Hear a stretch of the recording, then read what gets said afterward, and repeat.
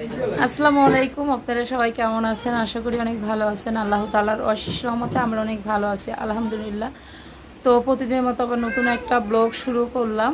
আর প্রতিদিনের মতো বলতে আজকের ভিডিওটা অন্যরকম, এক একদিন এক এক রকমের ভিডিও যায়। তো আজকেও অনেকগুলো প্রশ্নের উত্তরে আপনাদের দিব, অনেকগুলো প্রশ্নের উত্তর দেওয়ার জন্য আসছি। আর বিশেষ করে বাড়িতে যেহেতু গ্যাঞ্জাম চলতেছে, যে কোনো বিষয় হোক, এটা গ্যাঞ্জাম না, ধরেন রাগ অভিমান এটা চলতেছে, তো সেই কথাগুলো আর নাই বলি।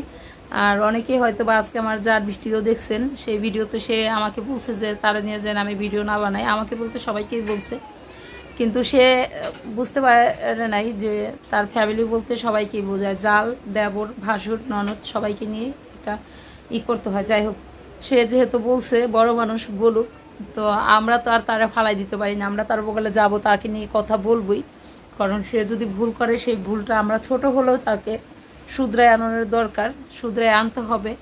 না হলে সব কিছুতেই সুযোগ দিলে সব কিছুই মানে নষ্ট হয়ে যাবে, এরকম একটা বিষয়। তো যাই হোক, অনেকেই বলছেন যে ভাবি আপনি যার বিয়ে খাইলেন সে আপনার কি হয়? আমার ভাগ্নি, আমার মেজু বোনের, আমরা 3 বোন। আমার মেজু বোনের হলো মেয়ে, ছোট মেয়ে, মানে তার 2 মেয়ে, সেই মেয়ের তার বিয়ে খাইলাম। আর অনেক দিন লাগাইও বিয়েটা খাইছি, মানে ফির না খাইয়া তারপর আসছি। বাড়িতে আসার 2 দিন পরেও আমি আপনাদের ভিডিও দিছি। তারপরেও অনেক ভিডিও আছে, বলছেন যে মেয়ের গায়ে হলুদের ভিডিও কেন দিলেন না, সেটা বলছেন। তো সেটাও একটা দুর্ঘটনা বলতে আমরা সবাই হলো আগে হলুদ দেওয়ার কথা ছিল বরের বাড়িতে, মানে ছেলের বাড়িতে হলুদ দিতে যাব, সেখানে আমরা সবাই গেছি। ধরেন আমরা সবাই 11 জন শাড়ি পরবো, 11 জন ওই মানে গায়ে হলুদে অনুষ্ঠান করব, এরকম ইচ্ছা ছিল। তো সেটাও হয়েছে। আমরা বরের বাড়িতে গিয়েছি, মানে যে আমাদের জামাই, ভাগ্নি জামাই, তার বাড়ি হলো মানে আমার শ্বশুর বাড়ির এখানে যে ছত্তরমাদুরের ঘাট ওইখানে, আর সেই বিকিনগর সেখান থেকে আসছি। আসার পরে মানে আমাদের একটু ভুল হয়েছে, আমরা মানে বরপক্ষের লোককে বলছি যে আমরা গায়ে হলুদ দিতে আসবো, কখন আসবো তা জানি না, মানে তা বলি নেই তাদের কাছে। তো তাদের সেরকম কোনো আয়োজন মানে করছে বলতে, তারা বিরিয়ানি পাকাবে মেহমানের জন্য, ওটা দেরি হয়ে গেছে। তারপরে তারা গায়ে হলুদটা একটু দেরি করে করতে চাইছে, যেহেতু ছেলের পক্ষের সবাই বাড়িতে আছে, একটু রাত করে করবে, মানে প্রস্তুত ছিল না তখন সন্ধ্যাবেলা, আমরা যেই সন্ধ্যাবেলা যখন গেছি। তো তারা আমাদের এক পাও মানে বের হইতে দেয় নাই, যে আগে আপনারা মানে গায়ে হলুদ দিবেন, তারপর খাওয়া দাওয়া করবেন। তারপরে যেহেতু আমাদের নতুন স্ত্রী, আর গায়ে হলুদের ওখানেও কিন্তু একটা খাওয়া দাওয়া হয়, মানে আমার বিয়েই হয়, মানে আমার ভাগ্নির শ্বশুর, সেই বিয়াই। তো যে বিয়াই যদি এভাবে যদি জানগা সবাই নিয়ে, তাহলে আমরা অনেক মানে কষ্ট পাবো বা আমার খারাপ লাগবে। আর জামাই তো যে আন্টি একটা পাও পাড়া দিতে পারবেন না, মানে ওই জায়গার যে পরিস্থিতিটা হয়েছে, পারি নাই আমরা আসার জন্য। তো রাস্তায় আবার গাড়িতে লেট হয়েছে, তারপর আস্তে আস্তে রাত প্রায় 11টা বাজে গেছে। মুরব্বীরা যারা ছিল তারা মানে একদম মানে এত রাত পর্যন্ত জাগনা থাকতে পারে নাই। তারপর আমাদের এলাকায় আবার একটা গ্যাঞ্জাম ছিল, অনেক বড় ধরনের আকারের একটা গ্যাঞ্জাম ছিল। সেই জিনিসটা আমরা আবারও ভয় পাইছি, যেহেতু মেয়ের বিয়া, মানে গ্রামে এলাকা ব্যতীয় দলাদলিভাবে একটা মারামারি হয়েছে। ওই মারামারিটা হয়তো বা মানে গ্রাম বইরা মানুষ ঘুরতেছে, একটা মেয়ের বিয়ে যেহেতু, তো এখানে সব মানুষ থাকবে অনুষ্ঠানে, সেজন্য আমরা গায়ে হলুদটা যেহেতু 11:30 12:30 বেজে গেছে, আর আমরা গায়ে হলুদটা কন্টিনিউ করিনি। তো আপনারা যদি চান ভাগ্নির গায়ে হলুদের ছবি দিতে পারবো, ছবি তোলা ছিল, আমরা গায়ে হলুদটা কন্টিনিউ করি নাই, সবাই মিলে ছবি তুলছি, এই আর কি। তো আমার ভাগ্নির বিয়ে যে কাপড়গুলো নিছি, বলছেন যে কোথায় থেকে নিছেন, আমি ঢাকা থেকে নিছি। দেখছেন আমি ঢাকা গিয়েছিলাম কাপড় কেনার জন্য। ওই কাপড়গুলা কত পার পিস নেওয়া হয়েছে, মানে কত টাকার সেটা জিজ্ঞেস করছেন। ওটা হলো 100 আপনার 95 টাকা করে রাখছে, হ্যাঁ 195 টাকা করে রাখছে কাপড়টা।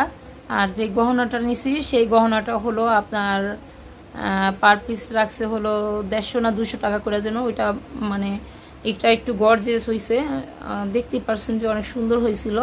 150 টাকা করে নেওয়া হয়েছে, 200 টাকা করে চাইছিল, 150 টাকা করে নেওয়া।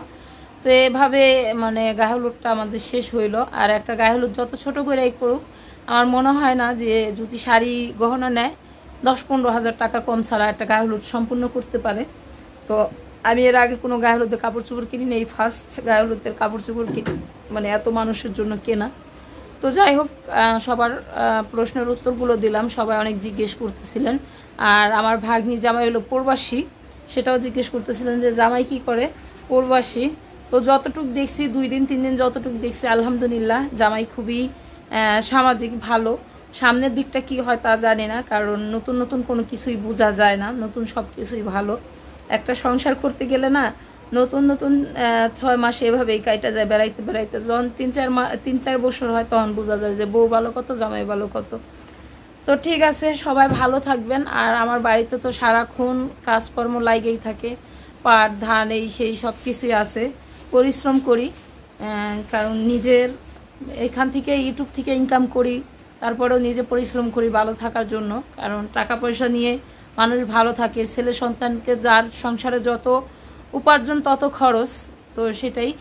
আর আমার সংসারেও এখন তেমনই খরচ, আমার উপার্জনও যেমন খরচ এমন। তো আলহামদুলিল্লাহ সবাই দোয়া করবেন যেন আমরা ভালো থাকতে পারি, সুস্থ থাকতে পারি সবাইকে নিয়ে।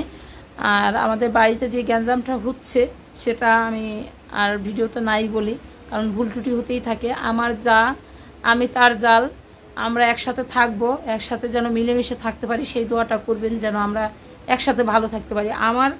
আমি সবসময়ই বলি যে আমার ঘরে কি হইলো সেটা নিয়ে আমার যা কথা বলতে পারবে, আমার যার ঘরে কি হলো সেটা নিয়ে আমি কথা বলবো।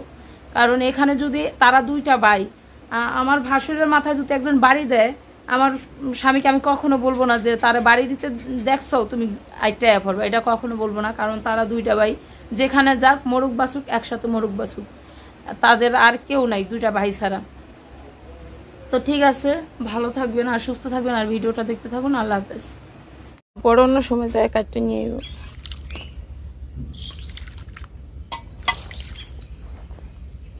পান তো তোর মনে না তো যেতে হয়ে গেছে, পানি টান হয়ে গেছে।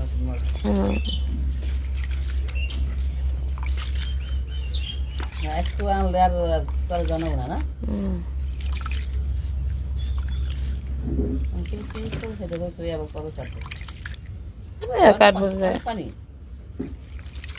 ছাই পাওয়া যায় অনেক। মানে ওই যে ইয়ে স্যাঙ্গাই সুঙ্গাই খাই লাগছে, খরাই মরে গেছে না, পাতলা পাতলা পারছিল। ওই জায়গায় কইছিল যে আপনি পোলারে বাইঙ্গে দান বুনতে নিয়ে। তো সকাল সকালে ভর্তা বানানোর জন্য এখানে রসুন পেঁয়াজ কাইটা নিয়েছি, এখানে হলো মরিচ টাইলা নিয়েছি, এটা হলো কারেন্ট মরিচ, অনেক ঝাল। এখানে তেল গরম করতেছি যে, আর এখানে হলো বাদাম টাইলা নিয়েছি ভর্তা বানানোর জন্য। তো সকালবেলা হলো একটু ঠান্ডা পাতা আছে, ওটা হলো খাবো আজকে এসব দিয়ে এই জন্য। আর অনেক দিন হলো মানে অনেক সকালবেলার এগুলো আপনাদের দেখানো হয় না, যে সকাল থেকে কি করতেছিলাম কি করি সেগুলা, এত কাজে ব্যস্ত থাকে। আমি একটু বাদাম খাইতেছিলাম আর আপনাদের সাথে কথা বলতেছিলাম।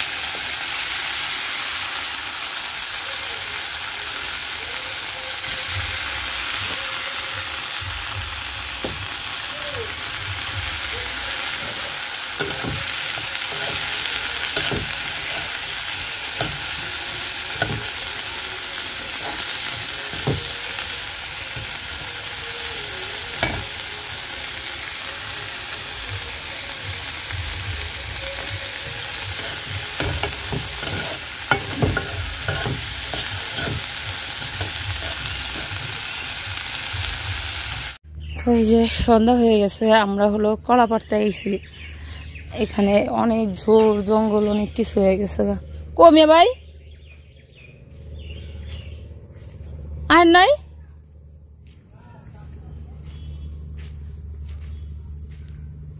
কাশি বান তুইব। এই যে দেখেন বড় একশোটা কলা, এই কলা থেকে কলা পারবো কালকে সকাল যেন ভর্তা বানাইতে পারি, এই জন্য কলা পাড়া হবে। আমার ভাইয়া আসছে, তো আমার ভাইয়া না অনেক গাছ বাইতে পারে। কালকে মানে একটা শালাও কাটাইছিলাম ভাইয়ারে দিয়ে, আমার ঘরের চালের উপরে অনেক ই হয়ে রয়েছিল, অনেক ই করতে পারে। আর বিশেষ করে হলো খুব ভাল লাগে, আমিও এক সময় ই করতে পারতাম, কিন্তু এখন হলো ভয় করে। আজান দিয়ে দিস।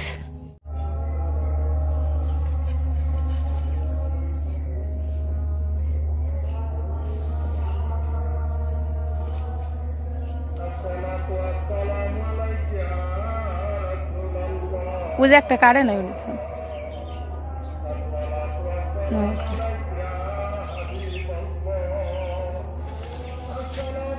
আর এখন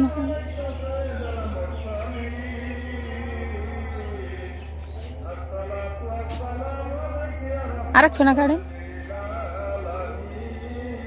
জঙ্গল দেখে পারা দেব